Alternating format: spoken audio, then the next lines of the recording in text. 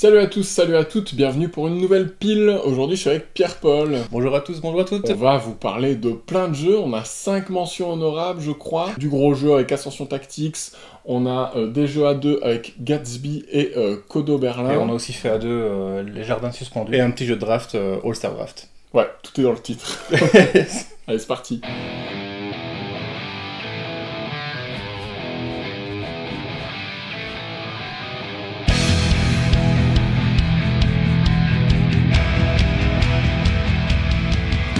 On commence avec les mentions honorables. Par quoi t'as envie de commencer? On a une fameuse pile à traiter. Là, c'est le seul jeu auquel tu n'as pas joué avec moi, Oui. justement. C'est Track. Tu réponds à quoi? L'éditeur Ludilight m'a contacté sur Instagram.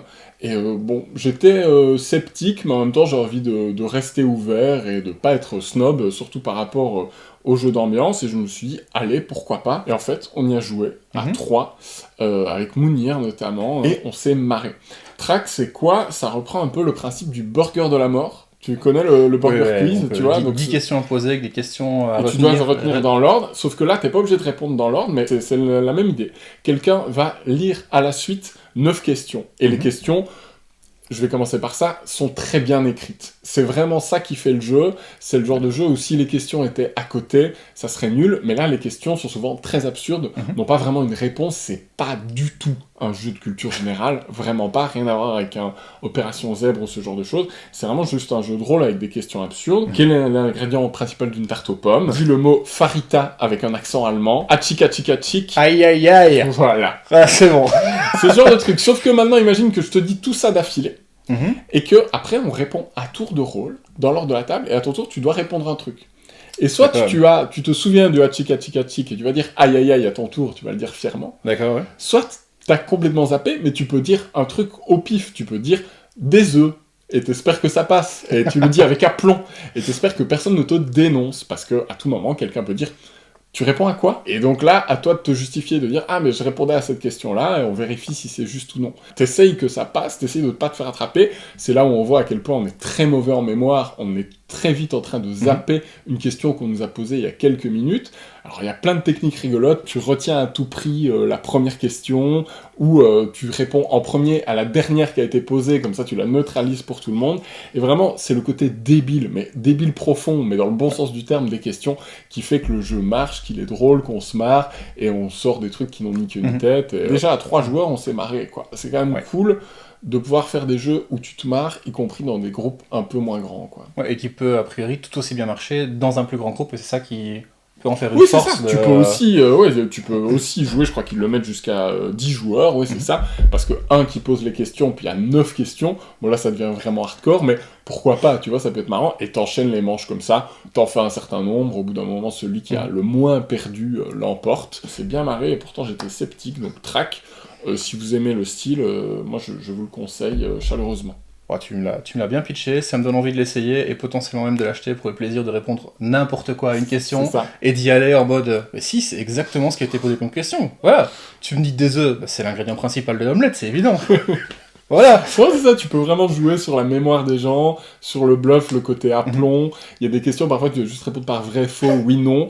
Donc, des fois, tu passes vraiment entre les mailles du filet, et c'est très drôle, c'est tellement jouissif quand ça passe. Mitzekatz, et je dirais même Mitzekatz. C'est une copie presse envoyée par BlackRock, c'est un jeu allemand qui a été localisé, hein. L'auteur c'est notamment Ralf Zurlinde, qu'on connaît, qui a fait quelques jeux déjà, et c'est un jeu avec un matériel complètement improbable, dont moi j'avais déjà entendu parler à Essen. Ils ont gardé le titre allemand, comme tu l'as si bien dit, hein. Mitzekatz. Et on fait pas ça pour rien, on fait ça parce que c'est un jeu de rythme coopératif, et cette petite phrase, Mitzekatz, qui veut dire chat mignon, gentil petit chat, c'est une formule en allemand, a été gardée, je pense qu'elle aurait été intraduisible en français, ou en tout cas pas avec le même phrasé. Cette petite expression, elle est centrale, parce que c'est ça qui va être le métronome, qui va donner le tempo pour faire des actions. Qu'est-ce qu'on va faire? On va exécuter une chorégraphie qui va être de plus en plus complexe, où, bah, par exemple, au départ, on va devoir se faire un check, avec le poing, puis on va avoir dans la boîte des magnifiques souris en mousse qu'on va passer aux joueurs de gauche. Ding-dong, faire le cri du chat par exemple, mais tout va s'enchaîner les uns à la suite des autres. Et c'est ça qui est très marrant, c'est que quand on a des onomatopées, elle remplace le Mitsugatsu. Et donc on va continuer à le faire dans notre tête comme une ritournelle qui nous obsède. Et franchement, c'est pareil que Track, j'étais un petit peu sceptique au début, et il faut reconnaître que ça marche, quoi. Et que là, encore une fois, à 3 joueurs, on a joué avec Marie, qu'on salue, on s'est marré. On a eu vraiment des fous rires. Quand on finit une manche, on se marre. Quand on se plante, on se marre. On rit nerveusement quand on est en train de faire les trucs. Quoi qu'on fasse, on va se marrer de la situation, en fait, de ce qui va se passer. C'est ça. Le jeu est éditorialement très généreux, c'est-à-dire qu'il y a une 60aine de cartes qui vont être tirées dans des ordres différents, dans des combinaisons différentes, ça va créer des enchaînements à chaque fois différents. Évidemment, c'est pas un jeu dont on va enchaîner les parties, mais il y a matière, en tout cas, à faire plusieurs parties étalées sans pour autant retomber sur les mêmes associations. Il y a des défis, il y a même un mode infini, si on veut devenir fou. Qu'on n'a pas tenté. Jouer jusqu'à ce qu'on perde notre vie. On s'est arrêté à 6 cartes, c'est vraiment un pur plaisir cette découverte. Au début, on pense que c'est un peu un jeu de mémoire, mais au final, à force de répétition, puis on est dans le rythme, ça rentre, et puis on se dit parce que faut être... c'est un jeu coopératif. Il faut être fair play par rapport à ça, quand on se plante, il faut le dire, ou faut... Voilà, et donc on recommence inlassablement, mais moi j'en ai pas eu marre, personnellement, il y a ce truc, tu te dis je veux y arriver, on sent qu'on y est proche, et quand tu arrives à exécuter le truc, et que tu fais le bouquet final, que vous choisissez un qui est créatif, nous c'est un simple... Tada. Et ben on est très content. Mention honorable également, parce que c'est un jeu d'ambiance, ça n'a pas vocation vraiment à être classé, ça dépendra vraiment de à quel point vous avez le groupe pour jouer à ça, à quel point c'est votre délire, mais franchement, dans les jeux d'ambiance actuellement, c'est très rigolo, et ça fait davantage mouche que plein d'autres propositions, donc on le recommande. Mitsugatsu. Alors celui-ci, il est très attendu, Eternal Dex, on l'a vu beaucoup buzzer sur les réseaux, etc. Il est en mention honorable parce que c'est une preview, tout simplement, c'est-à-dire que c'est la version anglaise qui nous a été prêtée par l'éditeur Pixie Games, et je remercie les Enjoy de la taverne de m'avoir cédé leur prêt pour qu'on puisse s'y essayer à notre tour. C'est un jeu très dense, à campagne, c'est un jeu à communication limitée, de pose de cartes, avec une direction artistique qui est magnifique. L'idée, c'est qu'on va devoir poser des cartes avec certaines contraintes dans différentes lignes. Il y a une contrainte qui est générale, c'est que c'est jamais 2 cartes de la même couleur l'une à côté de l'autre, et jamais 2 cartes de la même valeur. Au début de la partie, on a chacun nos propres couleurs de cartes. Je suis joueur jaune, j'ai que des cartes jaunes, tu es rouge, tu n'as que des cartes rouges, de 1 à 5. Donc on va très vite qu'on va tourner en rond, qu'on va très vite être bloqué. Mais ces cartes, c'est un petit peu nos points de vie. Et on doit parvenir à arriver au bout d'une ligne pour récupérer un éternel. Et à ce moment-là, le joueur qui récupère cet éternel va le mettre sous son paquet. Regagne un peu de vie comme ça en allant au bout d'une ligne, et il faut se débrouiller. Nous on a joué à 2 parties avec Valéria qu'on salue. On doit chacun arriver au bout d'une ligne à un moment, sinon à un moment nous va être bloqué. C'est perdu. Et si quelqu'un est bloqué et ne sait plus jouer, c'est perdu, effectivement. Bon, évidemment, comme dans les jeux à communication limitée, il faut se faire comprendre des infos. On a des petits jetons à placer pour arriver à communiquer avec les autres. Des jetons qui veulent dire « moi je veux jouer là », moi je jouerai là, etc. Les cartes, on va forcément les placer de gauche à droite, mais on peut savoir qu'on a une carte qui s'insérera bien dans la séquence, à tel endroit, laisser les autres jouer avant nous pour qu'on atteigne cet emplacement, etc. Les éternels vont amener des malédictions qui vont nous donner de nouvelles contraintes, nous dire maintenant tu peux plus jouer de 4, tu ne peux plus jouer de cartes rouges, etc. Et on va devoir faire des recettes, donc des combinaisons de cartes en main, pour jouer des diamants et s'affranchir de ces contraintes des éternels. Tout ça crée un melting pot. Au final, ça reste, on pose des cartes en se faisant comprendre des trucs, c'est coopératif. Qu'est-ce que t'en as pensé ? J'en ai pensé que c'était une découverte très intéressante, parce que, comme tu l'as mentionné, les éternels vont apporter des contraintes dont il faut se rappeler. Ouais. Par exemple, ne pas jouer de 4, il faut impérativement en début de partie, plutôt que de se dire « Ah ouais, je sais que je peux jouer un 4 à tel endroit », se dire « Mince, je peux plus jouer de 4 ». Donc j'avais mis une information, une communication comme quoi je comptais jouer un 4, on peut plus. Les gars, faites en sorte qu'on puisse quand même terminer, s'il vous plaît, pour aller vers l'éternel et récupérer des cartes. Donc il y a une certaine tension pour aller chercher les éternels, comme tu as dit, pour récupérer des vies, puisque notre vie, c'est la taille du deck. Exactement. Et quand on arrive au bout, on se dit, on communique le moins possible, mais tout en disant, voilà, attention, j'ai plus beaucoup de cartes, il faut me laisser aller à cet endroit-là et réussir en groupe à y parvenir. Bon, au début, on a mis du temps un peu à rentrer dedans, on a fait quelques quelques erreurs, on a même dû recommencer notre première partie parce qu'on avait oublié une contrainte, etc. Faut le temps de se mettre dedans, faut le temps de comprendre les règles aussi, parce que les règles, il y a 6 stages différents, les règles changent en fonction des niveaux, chacun a 4 niveaux de difficulté différents, donc j'ai trouvé ça un peu facile, en mode débutant, bien entendu. Évidemment, si on commence à empiler les contraintes, à jouer en expert, etc., nul doute que ça sera beaucoup plus complexe. Mais le truc, c'est que j'ai l'impression que c'est le genre de jeu où une fois que tu as compris la dynamique, tu ne peux pas trop te planter. Tu vois assez vite ce qu'il faut faire, et ça roule, et j'ai trouvé ça un peu mécanique. Après, peut-être que j'en attendais beaucoup, parce que c'est un jeu qui a vraiment été très hypé. N'en attendez pas trop, dans le sens où c'est un jeu qui reste dans son genre, c'est-à-dire que c'est de la pose de cartes à communication limitée. Ça va pas nous emmener, a priori, dans des dimensions complètement folles. C'est pas un bombbuster qui va vraiment tenir la surprise sur le long terme en ajoutant une petite contrainte fluide à intégrer au début de chaque partie. Ici, vraiment, pour rentrer dans un nouveau stage, il faut se poser, comprendre. Donc dans le stage B, il y a une mécanique de clé qu'on n'est même pas sûr d'avoir compris correctement, etc. Et les stages d'après ajoutent encore des couches de règles qu'il faut appréhender, etc.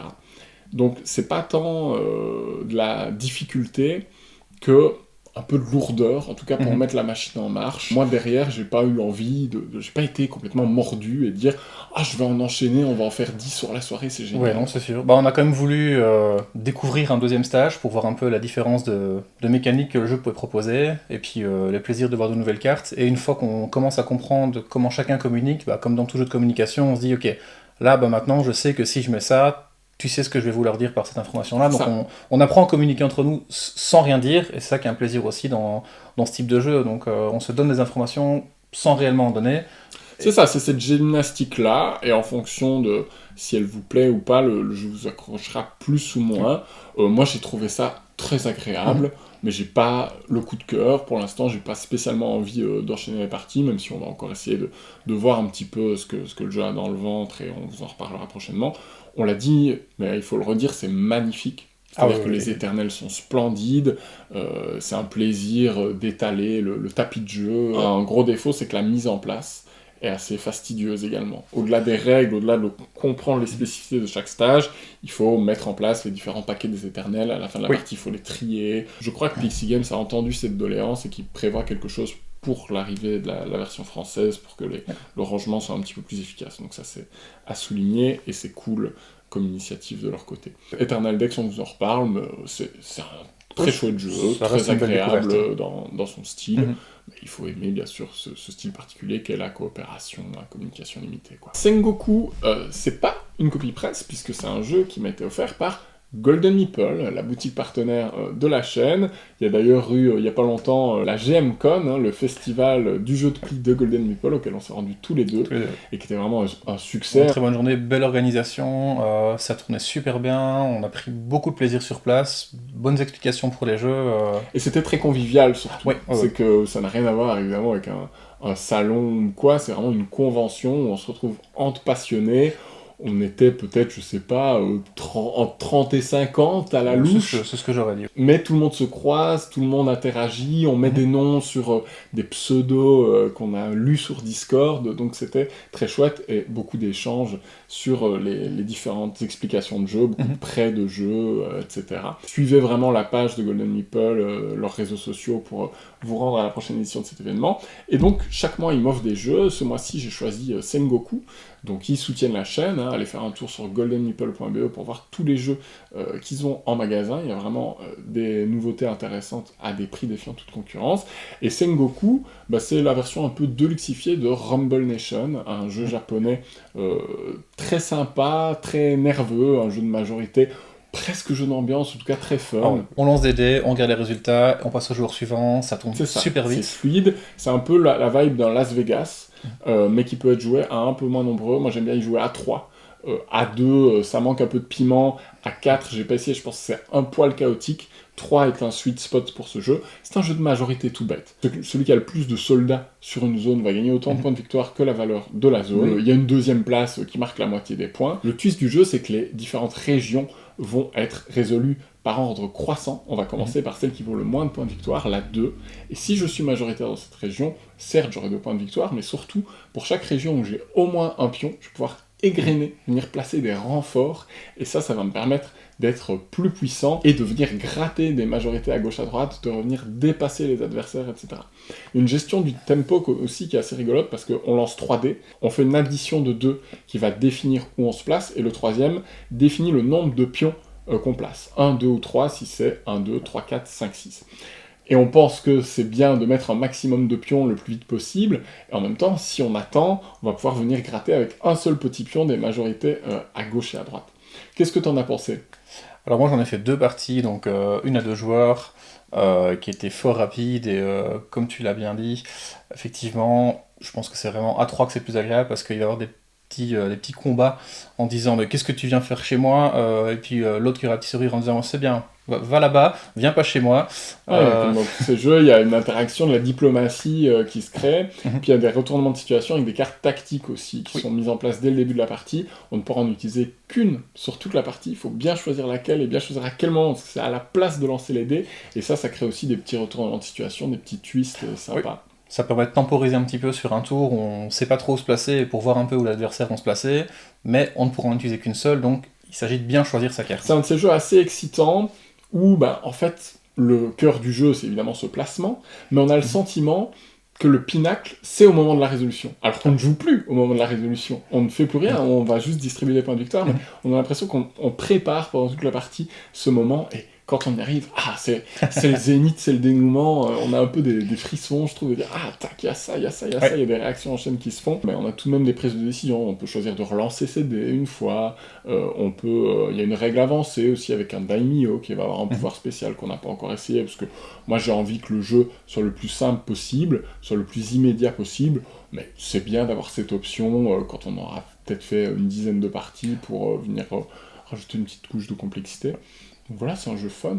C'est un jeu fun et rapide, et j'irai pas jusqu'à dire que c'est un jeu d'ambiance, mais on peut y mettre de l'ambiance. Voilà, on peut y mettre de l'ambiance dans la partie. Alors, la dernière mention honorable est un jeu un peu à part, c'est un jeu d'extérieur, donc il a fallu donner de notre personne et sortir de cette pièce pour aller l'essayer.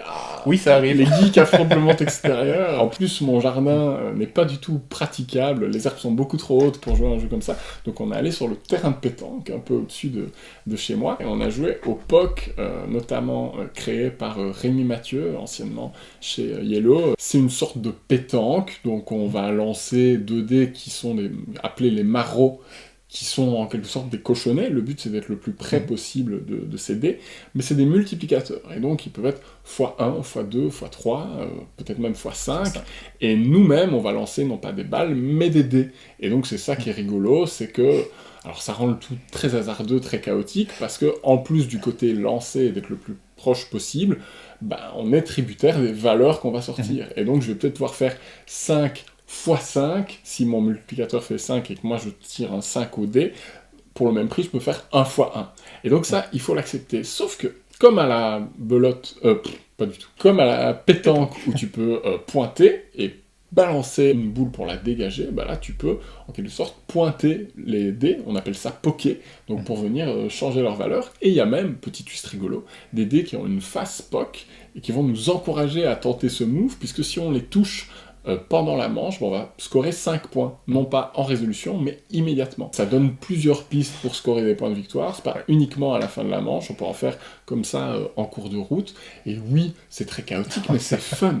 C'est fun, ça crée des retournements de situation, il y a même un des multiplicateurs qui peut devenir un crâne, et donc si on le touche, les dés sont éliminés. Ça se joue en 2 équipes, on était à 2 contre 1, on dit vas-y, on va essayer de dégager ces dés pour les balancer sur le crâne, etc. Je trouve ça rigolo, je trouve que le jeu nous donne des armes, en fait, pour qu'il y ait des retournements de situation, des coups d'éclat, des trucs où, bam, tu fais un 5 x 5 et ça fait 25. La durée est bien calibrée, parce que c'est la première équipe à 50 points, et on a passé un bon moment. Je sais pas ce que tu en as pensé, moi je me suis pas ennuyé. En fait. Ah oui, non, ça a été assez rapide, et c'est clairement une pétanque chaotique. Oui, ça, il faut savoir où on met les pieds. Voilà. Si vous êtes un puriste de la pétanque, jouez juste à la pétanque. Faites pas un POC. Mais moi, je trouve que ça renouvelle bien les sensations d'un multi. Disons que là, ça crée d'autres types d'émotions où vraiment jusqu'au bout, on n'est jamais sûr de son scoring, quoi. Et par rapport à la pétanque, où quand une boule est bien placée, si on n'est pas un pro du dégagement de boule, bah, ça devient difficile de renverser la situation. Ici, tout est possible jusqu'au bout. Et en plus, il y a 2 marauds, il y a 2 multiplicateurs, 2 cochonnets à aller chercher. Donc ça, c'est sympa aussi. Si c'est mort sur un, tu peux aller chercher l'autre. Sachant que si on a 2 dés près d'un maraud, ce sera quand même que le plus proche qui va scorer. Donc on fera pas 2 fois 5 x 5, ça va pas être plié en un seul tour. C'est ça, tu peux pas non plus abuser, et ouais, il y a des remontadas d'actions possibles. Quel plaisir de réussir à changer une phase 5 en une phase 1, et en plus, derrière, si on y arrive, toucher un petit poc. C'est clair, ça peut créer des moments assez jouissifs, quoi. Donc moi, franchement, la prochaine fois qu'il fait beau, je le ressors avec plaisir. Évidemment, je vais pas en faire 500 parties, hein, mais je suis pas en train de dire que c'est du génie, que ça va remplacer le Monkey, que ça va devenir le nouveau jeu en bois à la mode, mais c'est plaisant, c'est sympa, et pour moi, c'est pas déconnant, quoi. Ouais, c'est une alternative au Molki. Le seul truc, c'est que le prix est peut-être un peu cher, comme c'est des gros dés en bois, je pense que ça vaut 40 €, et donc voilà, faut vraiment être fan de jeux d'extérieur pour les sortir, mais vraiment, on passe un moment.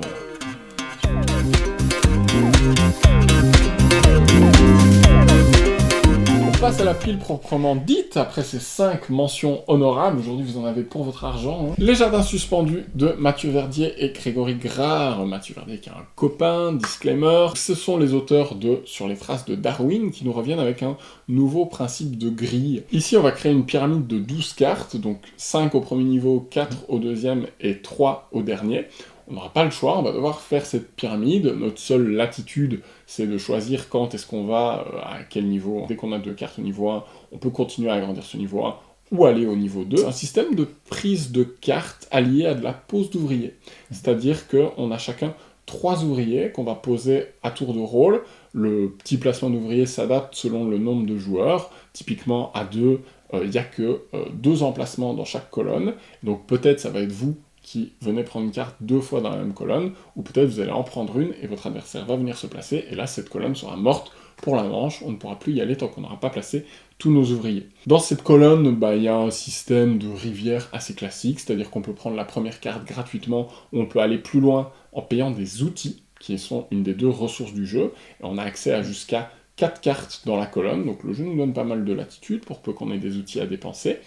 Et puis ce qui est intéressant, c'est peut-être le twist majeur, c'est qu'il y a beaucoup de cartes qui sont vierges en grande partie, donc qui ont peut-être des petits trucs dans les coins, on score notamment sur des fleurs qu'on doit assembler, ou sur des irrigations si elles sont placées au bon endroit, sur le schéma que nous a donné le jeu en début de partie, mais il y a plein de cases qui sont vides au centre, et en dépensant des pièces d'or, on va pouvoir acheter un ornement, une décoration de jardin, qui vient ajouter une nouvelle case à notre carte, et donc en fait, on construit en quelque sorte des nouvelles cartes, des nouvelles associations, et donc c'est assez intéressant parce qu'on voit dès le début quels sont les ornements qu'on peut construire, qui vont respectivement coûter 2, 3 ou 4 pièces en fonction de à quel point ils sont riches en bonus. À nous de nous faire notre petit plan par rapport à ça, et puis comme dans tous ces jeux de prise de cartes, l'interaction est indirecte et se situe dans du contre-draft. Donc je vois que tu essayes de faire des arbres identiques ensemble, je vais te piquer celui-là, même s'il m'intéresse pas trop, parce que j'ai rien de mieux à faire. Il y a une petite course aussi sur des objectifs hyper classiques, des objectifs qui sont définis en début de partie, et le premier qui le fait a plus de points que le deuxième. Tout ça est vraiment très classique, mais moi je trouve que ça fonctionne tout à fait, et je me suis surpris à apprécier et à avoir envie d'y revenir. On pose le jeu, on a envie d'y jouer, on se dit ok, directement on comprend ce qu'on va faire durant la partie, il n'y a pas des heures et des heures d'explication de comment on va devoir y jouer, qu'est-ce que je vais planifier. On a découvert le jeu ensemble en lisant les règles, c'était plié en 5 minutes, on voyait où on allait, et cette familiarité, elle a du bon aussi, parce qu'effectivement, on voit tout de suite où le jeu va en venir. Ça n'empêche pas les défis de puzzle qu'il nous propose d'être satisfaisants. Et puis il y a cette petite partie un peu gestion de ressources, parce que pour pouvoir acheter des cartes à des coûts supérieurs, encore faut-il aller chercher l'argent pour pouvoir poser ces cartes. Ouais, on est vite à court. Hein. Oui, et donc, parce qu'en fait, pour gagner ces ressources, c'est en fonction de l'étage auquel on va construire. Donc, sachant qu'il n'y a que 3 étages, si on veut multiplier par 3 les ressources, il faut déjà avoir construit 2 étages avant d'arriver à faire un multiplicateur de 3 pour les pièces, par exemple, pour aller chercher les fameuses fenêtres qu'on va pouvoir poser sur notre tuile. C'est ça, donc il faut vraiment utiliser ces ressources avec parcimonie. Les choix sont assez intéressants. En même temps, c'est vite plié, hein. On pose 12 cartes, donc ça va vite, ça se joue en une demi-heure. Et vraiment, moi je préfère un Darwin. Je trouve cette mécanique de prise de cartes un petit peu plus contrôlable que le bateau qu'on déplace. Je trouve qu'on peut plus vite se dire qu'on fait du contre-draft juste pour faire avancer sa pyramide vers les étages supérieurs et se dire je miserais plutôt sur cette ligne-là, etc. Je trouve qu'il y a un bon dosage de la multiplicité des scorings qu'on peut faire. C'est peut-être un peu plus... il y a un peu plus de profondeur que dans Darwin, c'est peut-être un peu plus joueur, mais moi je me suis surpris vraiment à apprécier, à avoir envie d'y rejouer au bout de mes 3 parties, et il y a un truc qui me plaît avec ce jeu, c'est pas... Je suis pas en train de dire que c'est incroyable, que ça révolutionne le jeu familial, ça me plaît. Je sais pas comment expliquer, mais ça me plaît, et ce petit twist des ornements de ces cartes qui sont vides, et tu dis, on verra plus tard ce que j'en fais, je trouve ça assez rigolo, quoi, et relativement original dans un ensemble qui était assez classique. Ce que j'en retiendrai, c'est qu'on y prend du plaisir en fait, et du plaisir instantané, parce que le jeu se découvre très rapidement, et puis on a vite envie de se dire ah toi tu vas chercher ça, bon, non tu vas pas l'avoir, ça m'intéresse moins, mais ce sera moi qui vais te le prendre. Les illustrations de Miguel Coimbra sont jolies, en plus le jeu est agréable à regarder. On pose des animaux, des pans, etc. Tout ça est plaisant. Donc voilà, pour l'instant, le jeu il vient démarrer la pile, de toute façon. Dans son giron du jeu familial, avec un peu de profondeur, on va dire, c'est tout à fait recommandable. Autre ambiance.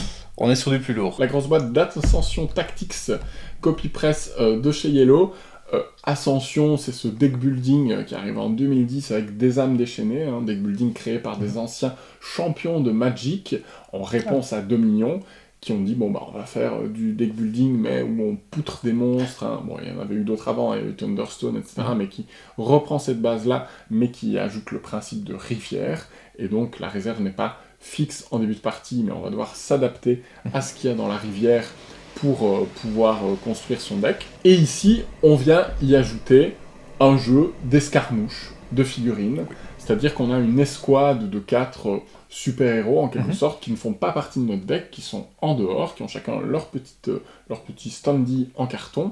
Ils ont classiquement une valeur de déplacement, de force, de vie. Comme dans Ascension, on a de la monnaie pour acheter des cartes, et on a des points de combat qui, ce coup-ci, ne servent pas à poutrer des monstres qui seraient dans la rivière, mais plutôt à activer ces figurines.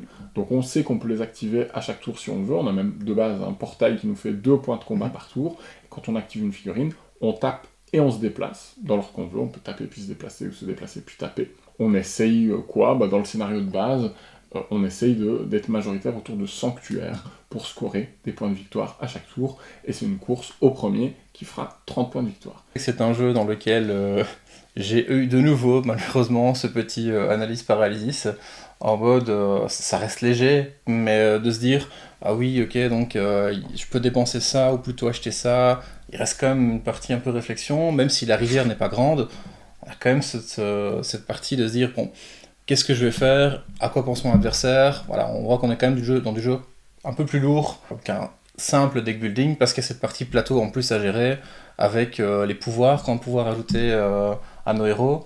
Ah oui, c'est beaucoup moins fluide, hein. On a fait une partie découverte de 1h30, je pense. Ouais. Il faut parvenir à scorer ses points, donc ça met un peu de mise en place, etc. Et il n'y a pas nécessairement de montée en puissance, dans le sens où tes figurines, tu vas pouvoir leur mettre des équipements, etc. Mais une fois qu'elles seront mortes, elles vont sortir du plateau et elles vont revenir le tour d'après. Mais elles ne deviennent pas plus fortes. Tu peux recruter des nouvelles figurines dans la rivière, mais c'est hyper rare. J'ai regardé, je crois qu'il y en a 3 ou 4 dans le paquet, donc il faut vraiment qu'elles sortent. Tu peux faire une partie entière sans qu'elles sortent. Moi, ce qui m'a gêné, c'est 2 choses. D'abord, pour vaincre une figurine adverse, c'est calculatoire. C'est-à-dire qu'il faut atteindre absolument son seuil de points de vie en un tour. Sinon, comme à Magic, à la fin du tour, les blessures s'en vont et la figurine est intacte.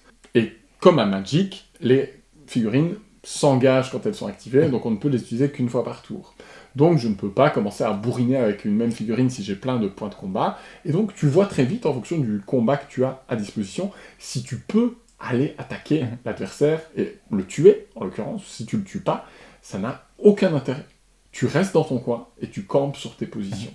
C'est un jeu assez statique et presque pachydermique dans son éternel recommencement. C'est-à-dire que tu avances ta figurine jusqu'à atteindre le point où tu vas scorer.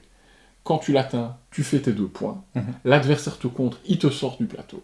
Tu recommences. Et tu refais ça, et tu refais ça, et tu refais ça. Et oui, de temps en temps, tu vas avoir un bon combo qui sort, où tu vas mettre un équipement sur ta figurine, mais ça va être juste éphémère. Et c'est pas ça qui va faire que d'un coup, tu vas faire un tour à 10 points de victoire. Au mieux, si tu contrôles tous les sanctuaires, tu vas faire 6, 8 points, mais il faudrait vraiment que ton adversaire t'ait laissé tranquille. C'est une affaire de majorité pour contrôler ces sanctuaires. J'ai trouvé ça assez lourd, assez peu satisfaisant de tout le temps être dans un cycle de j'avance mes figurines, il m'a eu. C'est répétitif, c'est redondant. Voilà, nous on a fait le scénario d'initiation en fait. Il y a quelques trésors qu'on peut aller chercher sur la carte qui peuvent modifier légèrement un combat en disant tu pensais me tuer, eh ben non, voilà, j'ai 4 points de bouclier en plus, tu me tues pas, boum. Voilà, ça, on va terminer là-dessus. Certes, le jeton est retiré, mais voilà, ça, de nouveau, ça fait un tour un peu mort. Donc ça rajoute un peu de... Voilà, ces jetons, en fait, tu sais que l'adversaire, il en a un, il n'y a pas vraiment d'incertitude par rapport à ça, t'as bien compris que s'il restait à proximité, il avait un truc de défense, t'as bien compris que s'il essaye de se rapprocher, il a un truc d'attaque pour aller plus haut que ton seuil de point de vie. Et pour moi, ça manque d'excitation, en fait. Ils auraient mis des dés dedans, des combats aux dés. Alors, on sortait complètement du giron d'ascension, mais c'était une autre proposition. Pour moi, c'est le deuxième truc qui me dérange. C'est que j'ai l'impression qu'on a 2 jeux, mais qui ne cohabitent pas entre eux. J'ai l'impression de jouer à un premier jeu, le jeu de deck building, pour avoir le droit de jouer au deuxième, qui est un jeu de figurines, d'escarmouches, de déplacement. Et pour moi, c'est pour ça que tu avais des tours un peu complexe, c'est que tu dois d'abord penser à ton premier tour d'achat dans la rivière, de machin, de comment je joue mes combos, etc. Et ensuite, une fois que tu as ton total de combat, tu penses à tes déplacements sur le terrain. Mais les deux ne dialoguent pas en réalité. Oui, tu peux avoir des combos qui font que tu es plus fort dans le deuxième jeu, mais il n'y a pas vraiment de synergie dans le bazar. Et c'est pour ça qu'il n'y a pas de montée en puissance et tout ça. Il y a zéro subtilité. Ils avaient Ascension, ils ont gardé tout Ascension. Ce jeu, c'est Ascension. Et ils ont mis, boum, un plateau en plus, avec toutes des mécaniques liées à du plateau, sans réinventer l'expérience Ascension. Et pour moi, ça ne fonctionne pas. C'est-à-dire que j'ai juste envie de virer le plateau. J'ai juste envie de dégager ce plateau, de jouer au bon vieux Ascension deck building, nerveux, etc., qui est opportuniste, qui est à rivière et tout. Moi, c'est pas mon style. Je suis plus un fan de l'école Dominion. Ça, peu importe, on va pas refaire le débat. Je préfère retrouver la nervosité du jeu de base que ce truc lourd de figurines qui me semble très à l'écart du reste. Il y a quelque chose qui moi en tout cas m'a donné envie potentiellement de faire d'autres parties, c'est qu'en fait c'est un jeu, c'est pas vraiment un jeu à campagne. Si, tu peux faire des campagnes. Il y a des campagnes en plus, il y a aussi de multiples scénarios, donc le potentiellement... livret est épais comme ça, et dedans il y a plein de propositions, plein de scénarios, effectivement. Tu peux jouer en solo, tu peux jouer en coopératif contre une IA. L'édition est très généreuse. Le contenu est pléthorique. Si vous accrochez au jeu, vraiment, vous pouvez y jouer toute votre vie. Mais essayez-le avant, parce que pour moi, c'est pas du tout parce qu'on est fan d'Ascension qu'on va aimer ça. Oui. Au contraire, si on aime bien le côté nerveux du deck building, bam, bam, bam, bam, j'ai fait mes combos à toi, ici, on peut déchanter, quoi.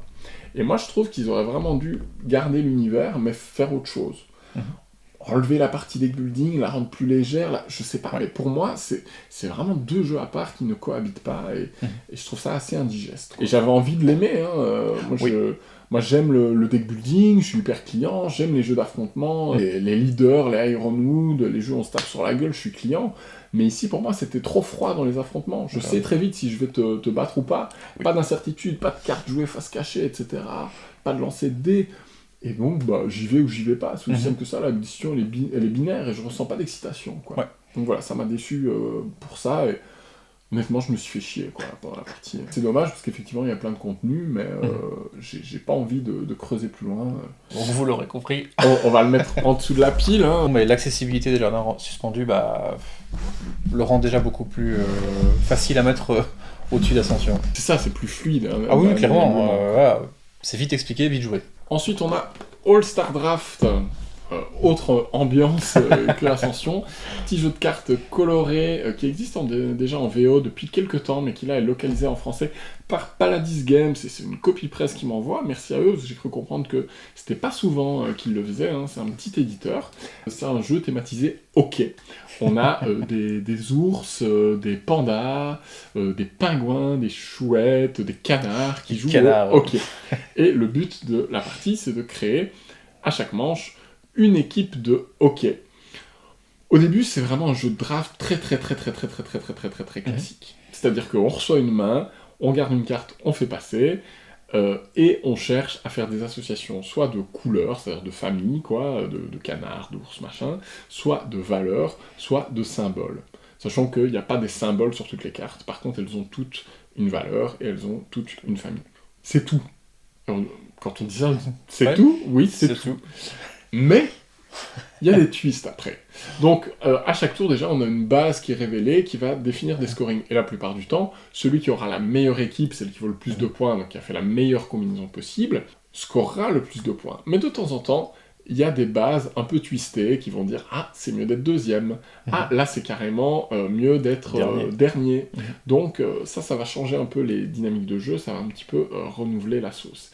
Et puis, le départage des égalités est intéressant aussi, parce que on va tirer une carte qui nous dit « Ah bah tiens, cette famille-là est plus forte que celle-là, etc. » Donc, si tu as beaucoup de chance et au début tu arrives à faire une famille de 5 cartes, ok, au début ça va être fort, mais peut-être qu'après, les autres, à force du draft, vont arriver à faire une famille qui est plus forte au départage. À partir de la manche 2, ton équipe de la manche 1, elle reste en place, et tu vas avoir le droit à faire un changement.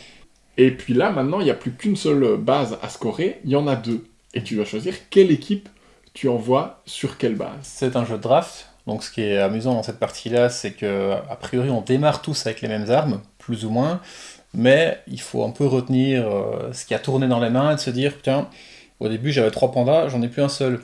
C'est quelqu'un est en train de monter une équipe de pandas, il me semble. Et puis ouais, il y a ce côté vraiment de construire sur le long terme, quoi. Ce côté changement, c'est intéressant, parce que, encore une fois, une équipe qui est très forte, bah, c'est cool, mais si après tu fais une équipe toute pourrie, est-ce que tu vas essayer d'équilibrer les deux?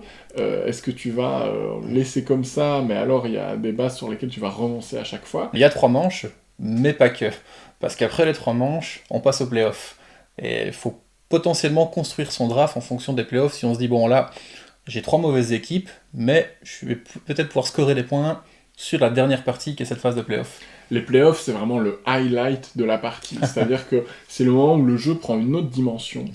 Et sans les playoffs, pour moi, le jeu, je ne vais pas dire qu'il est oubliable, mais il est quelconque. Il est sympa sans plus. Mais avec la phase de playoffs à la fin, je trouve qu'on a vraiment une proposition très intéressante, parce qu'on ressent beaucoup d'excitation. Les playoffs, c'est quoi? On a fait nos 3 manches, on a scoré nos 6 bases, et bien on reprend maintenant nos 18 cartes, successivement, par phase éliminatoire. On va faire une première équipe, bon, très bien, et on s'intéresse pas là à qui a la meilleure équipe, on s'intéresse juste à qui a la moins bonne. Et cette personne, en fonction du nombre de joueurs, soit perd une vie, soit si on est nombreux, on est carrément éliminé direct, quoi. Le jeu te dit, balance pas toute la purée dès le début, donc il faut essayer de doser qui va mettre quoi. Et puis, on va continuer ces manches, et à chaque fois on fait des changements à son équipe, 2 minimum, 4 maximum. Du coup, t'as fait une équipe un peu foireuse au début. Tu te dis, ah là c'est le moment où ils vont mettre le paquet, j'ai envie de le faire aussi. Tu fais un changement de 4 cartes, ben c'est 4 cartes que tu perds pour après. Donc petit à petit, tu t'épuises. Donc comment tu gères tes forces? Est-ce que tu fais tes changements uniquement 2 par 2, mais avec le risque de te faire sortir parce que les autres auront un peu plus mis le paquet? Comment est-ce que tu doses tout ça? Et là, en plus, les égalités ne sont plus résolues par la carte de tiebreaker, elles sont résolues par des tirs de pénalité. Ces fameux tirs au but, on va jouer une seule carte, et on va regarder par ordre de priorité les forces. Soit la force au niveau du symbole, ensuite les valeurs, ensuite les couleurs qui sont les équipes. C'est ça, et là aussi les choix sont très intéressants. Est-ce que tu grilles une carte maîtresse qui va t'assurer l'égalité? Est-ce que tu la gardes pour plus tard? Est-ce que tu te débarrasses d'une carte dont tu te fous, mais avec le risque de perdre cette égalité? Vraiment, là les choix sont excitants, impactants, c'est éliminatoire, donc tu ressens du stress, et au final, ça vaut même pas pour tant de points de victoire que ça, mais je trouve que ce moment amène vraiment une belle tension, et fait prendre sens à tout ce que tu as fait auparavant. Et t'as vraiment le sentiment d'avoir ton équipe, ton escouade, et que tu veux emmener le plus loin possible, quoi. Et donc je trouve qu'il y a vraiment un truc dans la scénographie du jeu, avec cette phase de play-off, qui le fait vraiment sortir de la mêlée, sortir du lot. Très accessible, c'est ça qui est cool, c'est que c'est vraiment un jeu qui pourrait même être d'initiation au draft, mais avec un petit twist pour que les joueurs un peu plus avancés s'amusent et ressentent un petit frisson, quoi. Où est-ce qu'on va le mettre dans la pile ? Là, c'est dur parce que on est aussi en termes d'accessibilité, comme tu viens de le dire, c'est assez accessible. Ça va au-dessus d'Ascension Tactics, mais par rapport au Jardin Suspendu, c'est peut-être un peu plus explosif que les Jardins Suspendus, qui est très solide, mais peut-être un peu lisse, tu vois. Et ici, je trouve qu'il y a vraiment, tout en gardant la même accessibilité, cette phase de play-off, pour moi, elle vient relever le niveau. Maintenant, je sais que toi, t'as un peu moins apprécié, tu l'as peut-être trouvé un peu frustrant, ou t'étais peut-être moins client de la mécanique de draft. Je suis un peu moins client de la mécanique de draft, mais j'ai quand même pris plaisir pendant la partie, et au moment des play-offs, de me dire, allez, c'est peut-être maintenant que je vais revenir, ou pas. C'est ça. Que dans les Jardins Suspendus, je vais pas dire qu'on voit le déroulement de la partie tout du long. Oui, non, mais c'est vrai qu'il y a moins de retournements. Voilà, il y a moins de retournements, donc c'est pour ça que je mettrais quand même All-Star au-dessus. Ok. Alors, un jeu dont j'ai fait déjà pas mal de parties, que vous avez pu apercevoir dans le J'irai jouer chez vous à Paris, où je suis dans les locaux de Hachette, et que j'ai bien dosé depuis, je l'ai fait découvrir à pas mal de monde. Kodo Berlin 63 de chez Software French, c'est une copie presse. C'est un jeu qui va diviser, je pense, parce qu'il y a des parties qui peuvent tomber complètement à plat, et que c'est un jeu débile, mais dans le bon sens du terme, c'est-à-dire que débile plaisant. C'est une espèce de stratégo sous acide, avec du bluff, c'est stratégo rencontre mascarade. C'est stratégo énervé. Vous avez un leader, un pion que vous ne voulez pas perdre, comme votre drapeau dans Stratego, mais accompagné de 4 autres acolytes, et vous choisissez lesquels vous placez, et puis vous avez 3 vies. Et c'est presque... Il y a aussi un côté qui est, c'est-à-dire que ça fait penser au matériel du qui est, où on a des machins comme ça, et on va les abattre petit à petit, à fur et à mesure qu'on se plante dans des bluffs. Parce qu'à chaque tour, on va déplacer un pion, et après on peut revendiquer un pouvoir. Je peux dire, tiens, ce pion-là, c'est Red H, du coup, j'ai le droit d'avancer d'une case supplémentaire dans la même direction. Pierre-Paul peut me dire, bah oui, bien sûr, vas-y, je ne vois pas pourquoi je douterais de toi. Je te crois. Mais il peut me dire, attends, c'est n'importe quoi, parce que le tour d'avant, tu m'avais dit que c'était un personnage qui pouvait se déplacer en diagonale, et puis, il y a 2 tours, tu m'avais dit que c'était le personnage qui avait le droit d'attirer un de mes personnages vers toi. Est-ce que tu te moquerais pas un peu de moi des fois ? fois ? T'es pas en train de te foutre de ma gueule. Et donc, à tous les tours, vous pouvez déclarer un pouvoir, que ça soit le bon personnage ou non. Et vous pouvez complètement mentir à votre adversaire, mais peut-être qu'à un moment, vous allez dire la vérité. À quel moment il a dit la vérité ? Est-ce que c'était la première fois ? Est-ce que c'était la deuxième annonce ? Donc il y a une espèce de méta-jeu qui se crée, qui est très rigolo, et qui est complètement débile, parce que, au hasard, il y a un perso qui s'appelle Adam Quark, quand on l'attaque, il explose, boum, il pète tout autour. C'est fou, c'est complètement débile. Je peux dire, j'annule le pouvoir d'Adam Quark. Je suis peut-être en train de bluffer. Je peux dire à Pierre-Paul, tu m'attaques mon personnage, mais moi, je suis Jack Steele, je peux pas mourir. Lui peut me dire, oui, mais moi j'annule ton pouvoir de Jack Steele. Et peut-être qu'on est tous en train de raconter n'importe quoi. Et donc il y a un côté jouissif dans la débilité dans la situation, dans le côté très explosif, au sens premier du terme, et dans ce côté de tenter des bluffs, et en même temps, on se plante 3 fois, c'est mort. Je sais que, chez certains, l'expérience a été très mauvaise, parce que en fait, si le jeu tire en longueur, il devient assez imbuvable. Ça peut être très long, la tension peut complètement retomber, parce que ça peut être un jeu de chat et la souris, entre le leader et quelques pions qui restent, une fois qu'il y a eu plusieurs éliminations, et surtout une fois qu'on connaît l'identité des personnages, c'est un peu moins fun, il y a moins d'incertitude, et je me trouve dans un pur jeu abstrait, à dire à chaque tour, j'utilise ce pouvoir-là, etc. Donc en fait, il faut un peu y mettre du sien dans ce jeu. Notamment en créant des illusions. Vous allez prendre 2 pions sur la table, vous allez les mettre sous la table, et vous allez les échanger, ou pas. Et donc ça crée une incertitude chez l'adversaire. C'est peut-être pas la façon la plus optimale de jouer, parce que peut-être derrière il va débusquer votre bluff, et vous allez vous faire avoir et perdre une vie, mais c'est drôle. Et il faut y mettre du sien pour que ça devienne drôle, et que ça devienne pas un jeu calculatoire et embêtant. Ce n'est pas un jeu abstrait, ça n'a pas vocation à l'être. Si on le prend comme un jeu abstrait, ça peut être assez pénible en fait. Pour moi, c'est vraiment un jeu de bluff / contre-bluff. Donc, on va annoncer quelque chose, et puis avec un petit sourire, dire tu me crois pas ? Et puis à l'autre joueur de déceler où est le mensonge, et il y a vraiment une petite satisfaction quand on se dit bah là je mentais pas en fait. Mais juste y aller en faisant croire au mensonge pour que l'autre perde une vie en disant non c'est pas possible, là tu viens de me dire ça, ça peut pas être ça. Bah si en fait c'était ça. Quand j'ai joué avec Joël, il regardait son aide de jeu pour lire le pouvoir, mais exprès, pour me faire croire qu'il Ouais, m'annonçait un truc qui n'était pas ça, alors qu'il y a une espèce de méta-jeu qui se crée. Mais oui, t'as raison, tout repose là-dessus. D'ailleurs, moi, si à la fin je dis que tu bluffes, si je me plantais, c'était moi qui perdais la partie. Ça s'est joué un peu. Voilà, le fun du jeu repose là-dessus. Si on n'est pas client du bluff et qu'on ne ment pas, il y a 10 000 fois mieux sur le marché. Leaders est mieux, la gamme de Stephen Spiele de chez Helvetic, Nonaga, etc. c'est mieux, le projet GIF c'est mieux. Voilà, et il faut pas le prendre comme un jeu abstrait à pouvoir et faire la comparaison avec Leaders. J'ai beaucoup entendu certains le comparer avec Leaders. Ce n'est pas du tout la même expérience. Si vous le prenez comme ça va tomber à plat, ça va être nul. Il faut le voir comme un jeu rapide, bourrin, où on va tenter des trucs et plus c'est gros, plus ça passe. Ouais, je pense qu'il faut vraiment se mettre dans ce mood-là dès le départ et pas se dire on part pour un stratégo, ok, je sais que ça peut être ça, ça, ça. Non, c'est vraiment on joue vite, on lance, on dit. Il y a une petite part de déduction, évidemment, comme dans les jeux style Mr. Jack, etc. Parce que petit à petit, tu as de plus en plus d'infos, et l'autre t'égrène des trucs, et le bluff se réduit. Donc c'est pour ça que, en fait, la tension et l'incertitude, malheureusement, elle va un peu en entonnoir. Et c'est un peu le défaut du jeu, et c'est pour ça qu'il est fragile. Et moi, je me marre, et je continue de me marrer, et j'en ai fait, je crois, 5-6, quoi. Donc moi, je vais le garder. Je sais que je peux passer de très bons moments avec ce jeu, mais je sais que je peux pas le sortir avec tout le monde dans toutes les situations, et je sais l'état d'esprit avec lequel je dois l'aborder. Où est-ce qu'on classe ça ? J'aurais tendance à dire que pour sa rapidité et le plaisir que j'ai pris à aller en bluff contre bluff, mais de nouveau, comme on l'a expliqué, ça va dépendre de l'ambiance que vous y mettez. Pour moi, il irait quand même en haut, parce que l'avantage c'est qu'il est très rapide. Le fait que ça soit rapide ne peut pas être un gage de qualité, ça peut pas en faire un bon jeu. Comme je te dis, j'ai vu aussi des parties qui traînent en longueur et qui fonctionnent pas trop, quoi, qui sont un peu cassées, où tu comprends pas trop comment les règles fonctionnent dans ce cas-là, etc. Donc j'ai quand même envie même si j'ai envie de le défendre aussi, il faut sanctionner le fait que c'est un jeu fragile. Je mets All-Star Draft au-dessus parce que c'est un jeu solide qui marchera dans tous les cas et qui te donnera aussi cette excitation à la fin avec le playoff.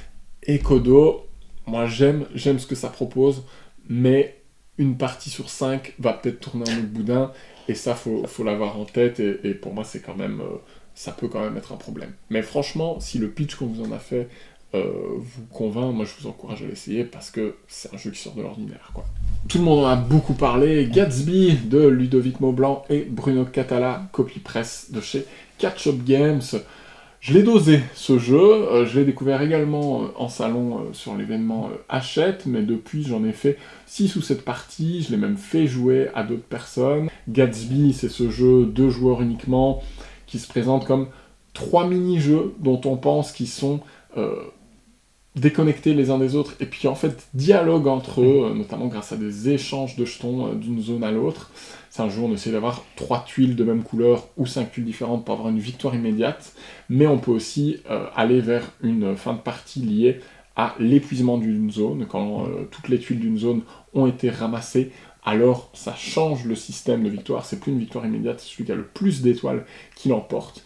Et ça, c'est un premier aspect que je trouve très intéressant, c'est qu'on a du contrôle sur vers quel type de victoire on va aller. Si je suis en tête vers les étoiles, je vais essayer de précipiter la fin de partie classique. Si toi, t'es mené aux étoiles, tu vas tenter le tout pour le tout, aller prendre de l'info. Il y a 3 tuiles qui ont été retirées en début de partie, on ne sait pas lesquelles, donc au début, il y a une part de tuiles face cachée, etc. On navigue un peu à l'aveugle, et puis très vite, on a accès à des échanges de tuiles qui nous permettent de regarder, de faire potentiellement ou pas des échanges, et donc de savoir sur quelle couleur est-ce que c'est possible de faire les 3 identiques, etc. Et puis ce petit système où, si j'ai fait une action, tu ne vas pas pouvoir faire la même, ces cases qui permettent de contraindre l'adversaire à jouer à un endroit, ces tuiles spéciales qui vont donner des actions explosives et satisfaisantes, où on va faire un gros coup, je trouve que le jeu nous donne énormément d'armes pour créer des retournements de situation, de l'incertitude, et je trouve que le jeu est tendu, et dans un temps très dense, c'est-à-dire qu'une partie c'est un quart d'heure, et en un quart d'heure tu ressens plein de choses. tu ressens du stress, tu te dis ok, je peux tenter cette victoire immédiate là, mince, il m'a pris cette tuile, je suis obligé de changer mes plans, paf, je pars sur autre chose, et finalement je vais essayer de précipiter la fin là-bas, ah il m'a vu venir, il me force à jouer là, etc. Et moi je trouve qu'il y a un rythme très nerveux qui moi me séduit et me donne envie d'y revenir, quoi. Je l'ai vu passer ce jeu, mais je m'y étais pas plus intéressé que ça parce que il y a quand même beaucoup de jeux qui sortent et j'avais pas poussé la découverte et c'est grâce à Boris que j'ai pu le découvrir et revue du jeu et ça a été une très belle découverte, une de plus et cette mécanique d'avoir comme tu l'as dit 3 mini-jeux qui est vraiment intéressant de se dire ok il y a cette zone là qui est pas mal et puis on comprend assez vite vers où veut aller l'adversaire. Et ce qui est assez intéressant, c'est de chercher à le contraindre en fait. De se dire, ah bah je vois que toi tu veux faire ça, bah non, c'est moi qui vais y aller à ta place. On peut changer les pions, dire, ah tu voulais joindre deux côtés d'une telle piste, bah non, tu vas pas le faire, je vais un peu te pourrir dans ce que tu voulais faire. Et c'est cette mécanique assez intéressante de chercher un peu à contraindre l'adversaire dans ce qu'il veut faire. J'en ai discuté avec Romain Bray notamment et Joël qui n'ont pas aimé le jeu, qui dit moi je réfléchis pas à mon tour et tout. Je suis pas d'accord. Tu dois pas te poser à analyser tout. C'est pas un jeu expert, donc tu dois pas réfléchir pendant 1000 ans pour faire le bon choix. Mais par contre, il y a de la tension et tes choix ont de l'implication et tu dois parfois chercher des moyens de t'en sortir. Et je trouve que c'est très difficile de jouer sur tous les tableaux, et donc ça c'est cool parce que ça laisse la possibilité à l'autre de venir te prendre. Et je trouve aussi qu'il y a une courbe d'apprentissage dans le jeu, parce que moi si je joue avec un joueur débutant, je vais pouvoir très vite voir si y a quel scénario de victoire est envisageable, et il y a des coups qu'il va pas voir, et où je vais pouvoir lui mettre des tartes dans la tronche, quoi. Donc je trouve que le jeu a vraiment du potentiel pour être joué sur la durée.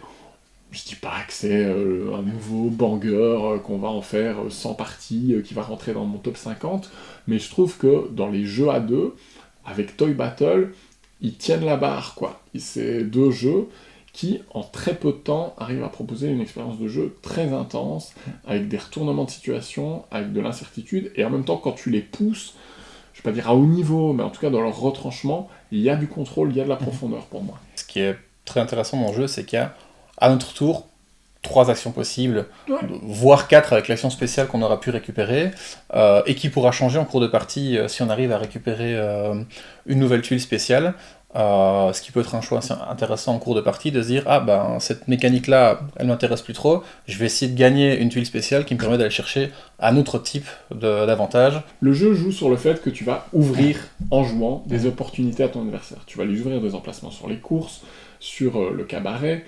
Si tu avances beaucoup dans l'ascenseur, il va pouvoir avancer doublement par après. Si tu as pris les tuiles, il va pouvoir débloquer des actions supplémentaires, etc.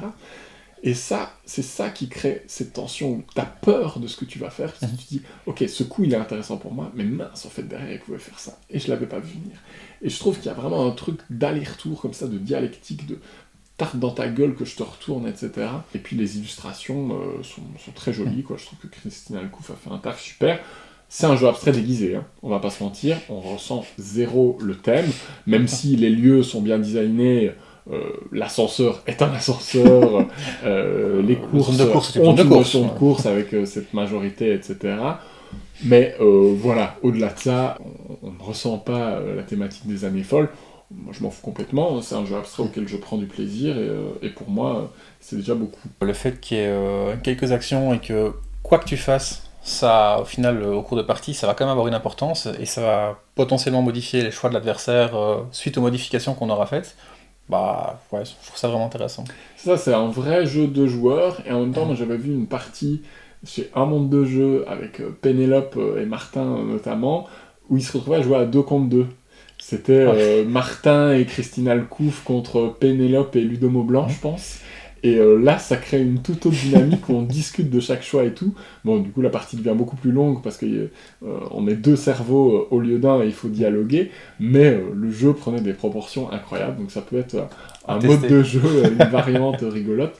Mais donc, c'est un jeu qui peut créer tout ça parce qu'il y a, mine de rien, des choses à analyser quand on le pousse dans ses retranchements. Donc Gatsby, pour moi, ça va en haut de la pile. J'ai beaucoup apprécié, hein. C'est dans les meilleures nouveautés auxquelles j'ai joué récemment. Voilà. Et je te rejoins tout à fait là-dessus. On a donc Ascension, Les Jardins Suspendus, Code Oberlin 63, All-Star Draft et Gatsby. Une belle pile, plus 5 mentions honorables, on a bien bossé. Merci à toutes et à tous d'avoir regardé cette vidéo. Ko-fi.com/rue du jeu si vous voulez soutenir financièrement mon travail comme le fait Pierre-Paul. Merci à toi. C'est avec plaisir. C'est un voisin.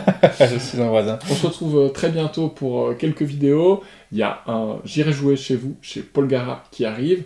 Il y a la partie 2 de la rétrospective helvétique qui arrive également. Et puis la chaîne va prendre un peu de vacances. Ouais. Il y a pas mal de contenu qui est sorti. De mi-juillet jusqu'au 1er août, par là, il y aura une pause de 2 semaines. Et on reviendra encore plus fort avec plein de vidéos. La prochaine rétrospective, ce sera chez Théo Rivière, notamment. Je vais la tourner cet été en juillet. Pierre-Paul, merci de m'avoir accompagné dans cette pile. Merci à toi. Et puis on se retrouve très bientôt. Nous, est-ce qu'on va encore jouer là? Pour vous dire, il est minuit 43. Est-ce qu'on va se refaire une petite partie? Une petite DER, comme on dit. On va tester Aton, une reco de Penelope Gaming, une vieillerie de 2005. Et puis on va encore se coucher tard et pas être raisonnable. Allez, on vous laisse là-dessus. À bientôt. Jouez bien par chez vous. Ciao.